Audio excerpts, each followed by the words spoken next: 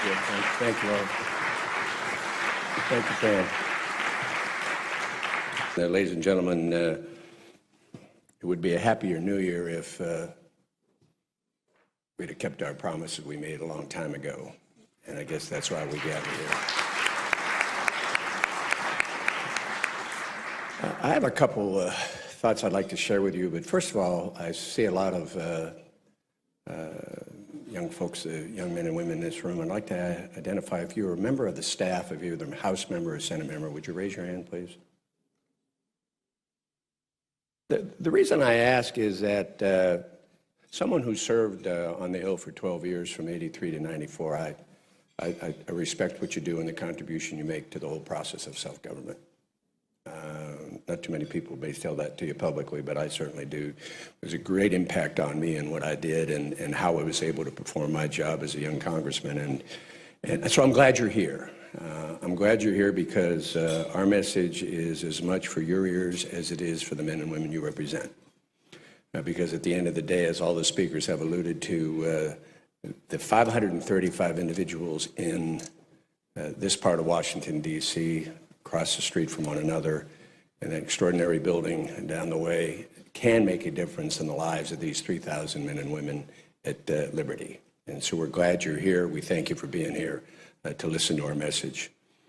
Colonel Phillips, 31 years, and he takes his relationship, which is a personal relationship with those men and women with whom he lived and worked and served.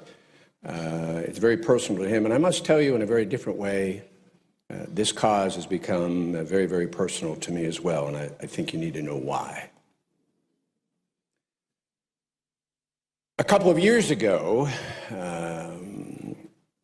8 or 10 of us on a regular basis began communicating with a representative of the State Department by the name of Daniel Freed. Daniel Freed had been assigned the task of the responsibility of working with the United Nations, which has failed miserably in this regard, but we're not going to talk about them, failed miserably in their regard to live up to the promise of securing the appropriate safety embraced by the Maliki government, had failed in their responsibility to move these people from Ashraf to much safer places, had failed in their responsibility, frankly, for the longest time to simply take them off the terrorism list. But they finally off the terrorism list. But at the end of the day, we were approached by the State Department. And I would tell you that it was a fairly prominent group of men and women whose names you'd probably realize. There was a former Attorney General of the United States by the name of Michael Mukasey, 2 very highly visible, very credible and important Democratic political figures, my friend and colleague, former Democratic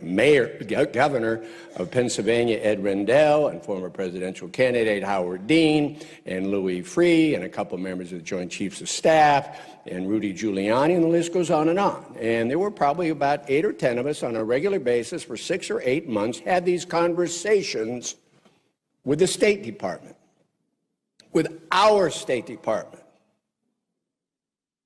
that allegedly represents our interest, and it was looking to represent the interest of the 3,000 plus men and women at the time at Ashraf. They beseeched, encouraged, convinced us to intervene on the behalf of the State Department, our State Department, to convince these men and women to leave the city they basically built. And I must tell you, it is rather remarkable. The diaspora of Iranians around the world had contributed hundreds of millions of dollars.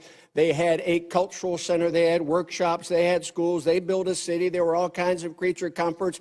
Convinced them to leave that facility to Camp Liberty, which had been an American base, ironically named at the present time. Now remember, it's our State Department, and we did.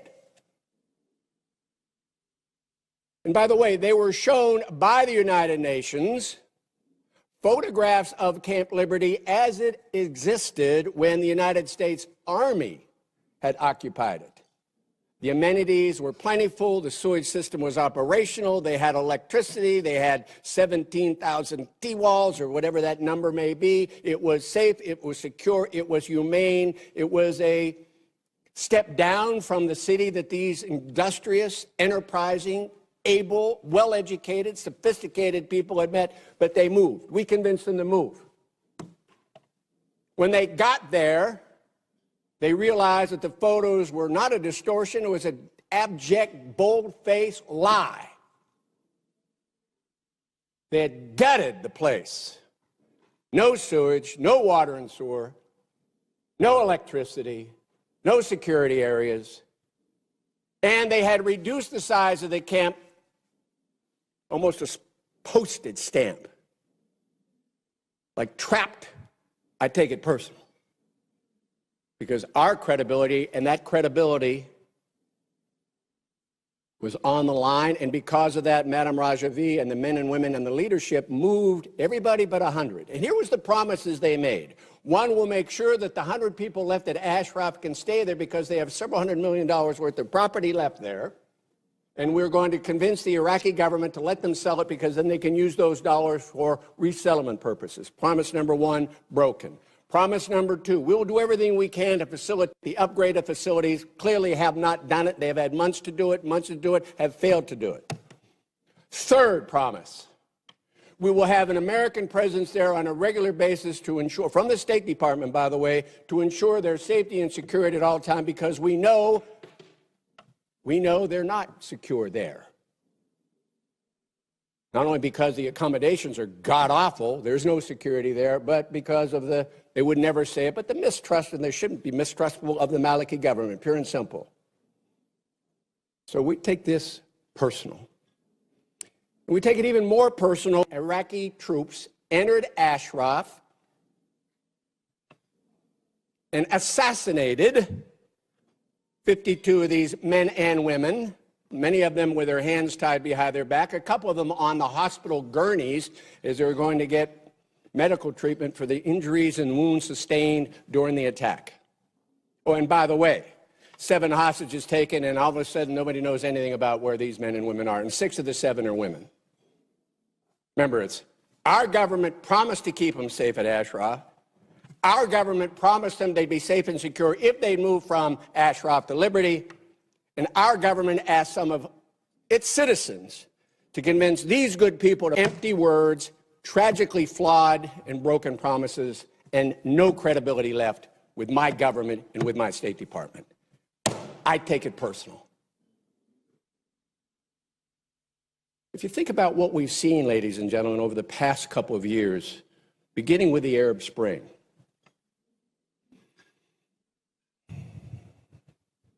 brave journalists, print journalists, TV journalists have pretty much documented what's transpired. And whether you like it right or wrong, they've been there. There's been a presence. The world community has seen its very eyes the god-awful atrocities in Syria. We read about them, see them all the time. And by the way, who's helping them? Iran, with the support of Iraq. But you see them all the time. What two countries don't you have access to in terms of what they're doing vis-a-vis themselves, their neighbors, the United States, and their own political system? Iraq, and even more importantly, Iran. Somebody asked me, is Rouhani a moderate? I said, I can believe he's a moderate when he ceases the execution of political opponents and he admits the global press, journalists on a day-to-day basis, not on an ad hoc basis, come in and do a favorable interview, like a lot of people rush to do it, but they don't really ever get a full report. And so what are we dealing with now? We're dealing with an Iraqi government, and I would say Maliki is a puppet and Rouhani and the mullahs are pulling the strings. I just kind of ask rhetorically, but I'm absolutely in wonderment and awe that anybody in this building or anybody in this town thinks they're going to negotiate a meaningful nuclear accord with the Iranian government, the same Iranian government that supports Hamas, Hezbollah, the Palestinian Islamic Jihad, that brought chaos to southern Lebanon, the same Iran that sends money, weapons, and troops to support Syria, their murderous inhumane, evil Assad. And I'm going to go back to the point I made at the very get-go. On multiple occasions, the United States government, through its designated, elected, and appointed officials, have made commitments to the men and women in Ashraf, have made commitments to the men and women who are fortunately, their voices in this country and, frankly, around the world, and not a single commitment has been met. And we promise to provide for their safety and security. Some of us take this very personal. Very personal.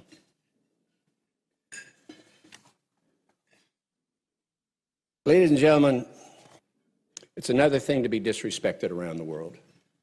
And what's the quickest way to be disrespected? The quickest way for you to disrespect somebody else is for somebody to give you their word and go back on your word. I dare say, is there anything more important to you in your relationship with individuals, people you care about, people you know, business, personally, socially, if they say they're going to do something and they fail to do it, or if they're disingenuous, don't keep their promise?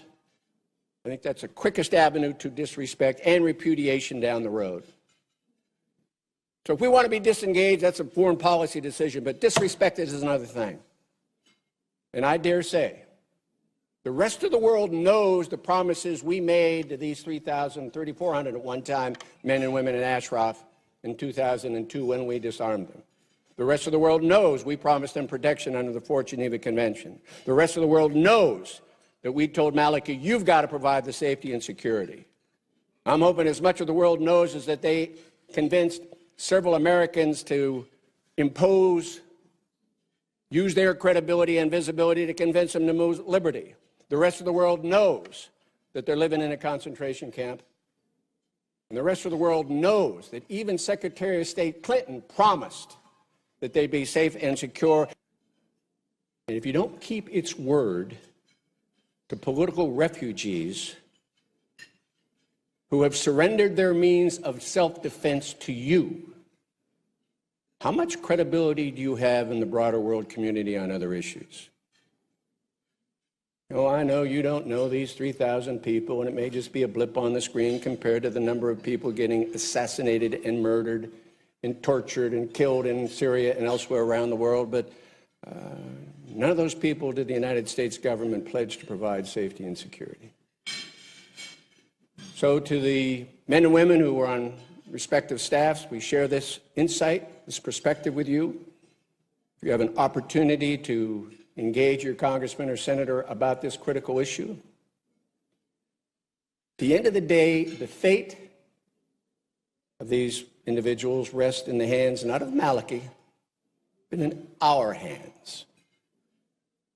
So I think maybe we ought to just discontinue aid for a while, put a little pressure on him. I think we're going to negotiate with the Iranians. We ought to send them a signal that once we make a commitment, we keep it. Let's get them out of there. Let's open the doors to a couple of them here. It's not a matter about being disengaged. It's about being disrespected. And as long as we fail to keep our word, there's no reason in the world why anybody should ever expect, could ever rely on American promise again. Thank you very much.